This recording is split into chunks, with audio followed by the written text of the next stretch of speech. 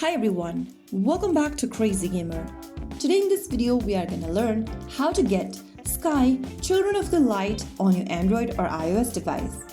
If you want to install the magical game on your device, then follow through the steps. First of all, launch open a Google Play Store or your App Store on your device, and in the search bar type in Sky and search. From the search results, look for the Sky Children of Light application from the top, and once you find this game, tap on Install or the Get button. Now wait for the application to download and install on your device. Sky is a free to download and play game, though some in-game purchases may be optional. You need an active internet connection to play the game, and make sure you have enough space on your device for the download. After you wait for a couple of minutes, the application will be downloaded on your device, and then you can tap on the play button and start playing the game on your device, whether you are using Android or iOS devices. So that is how it's super easily done. If you found the video helpful, don't forget to like, share and subscribe to our channel.